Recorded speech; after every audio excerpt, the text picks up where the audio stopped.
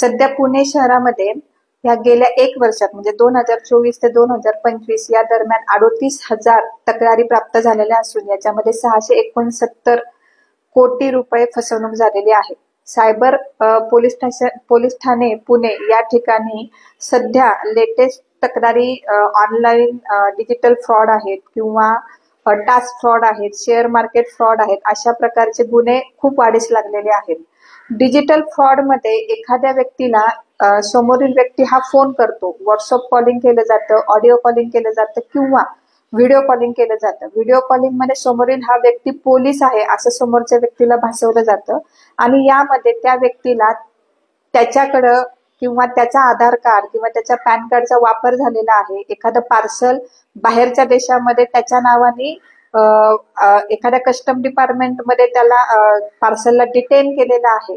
या अनुषंगाने त्याला घाबरवलं जातं आणि भीती आणि दहशत एवढ्या मोठ्या प्रमाणामध्ये असते की त्यामध्ये त्याचे मनी लॉन्ड्रिंग मध्ये सुद्धा त्याचे नाव अडकलेलं आहे किंवा एखाद्या मोठ्या केसमध्ये त्याचं नाव अडकलेलं आहे, त्याच्यावर ईडीची रेड होणार आहे, अशा प्रकारची भीती दाखवली जाते। आणि जो विक्टिम असतो म्हणजे जो पीडित व्यक्ती असतो त्या भीतीने समोरील जो खोटा असलेला जो पोलीस आहे त्याच्या भीतीने तो अनेक बँकांमध्ये वेगवेगळे पैसे ट्रान्सफर करतो।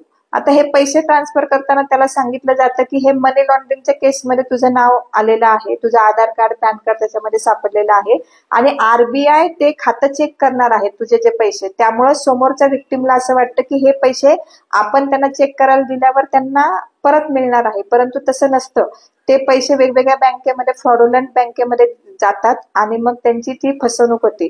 यामध्ये डिजिटल अरेस्ट मध्ये आमच्याकडे सध्या एक विक्टिम आहेत, त्यांनी भीतीने 6,30,00,000 रुपये शेअर केलेले आहेत आणि याच्यामध्ये जो दहशतीचा प्रकार आहे तो मोठा आहे। परंतु नागरिकांना आम्ही अशी विनंती करतो की जेव्हा तुम्हाला अशी व्हिडिओ कॉल्स वगैरे येतील तेव्हा घाबरून न जाता संबंधित जवळच्या पोलीस स्टेशनला संपर्क साधावा, तसेच घरातल्या लोकांशी सुद्धा संपर्क साधावा आणि संवाद साधावा आणि खात्री करावी आणि कुठल्याही अनोळखी बँक खात्यांना आपले स्वतःचे कुठलेही पैसे पाठवू नये।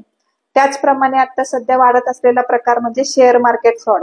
बरेचसे लोक शेअर मार्केटमध्ये पैसे गुंतवतात, परंतु शेअर मार्केट करताना आपल्याला एक डीमॅट अकाउंट गरजेचं असतं। सध्या फेसबुक, इंस्टाग्राम किंवा इतर सोशल मीडियामध्ये वेगवेगळ्या लिंक प्रसारित होतात आणि त्या लिंक प्रसारित झाल्यावर एखाद्या व्हॉट्सअप ग्रुपला त्या व्यक्तीला ऍड केलं जातं आणि त्या ऍड केल्यानंतर शेअर मार्केट संदर्भात तिथं काही प्लॅटफॉर्म निर्माण केलेला असतो जो खोटा असतो। त्या प्लॅटफॉर्मला असं दाखवलं जातं की समोरच्या व्यक्तींना 200% नफा, 300% नफा दिलेला जातो।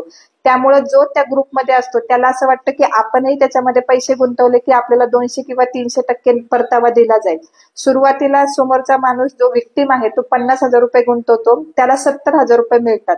त्यामुळे सुरुवातीला हे आमिष दाखवलं जातं आणि जो विक्टिम आहे, जो पीडित आहे, जो पैसे लावतो आहे त्याला सुद्धा काय असते, थोडीशी पैशाचा लोभ असतो, त्यामुळे तो आणखीन 5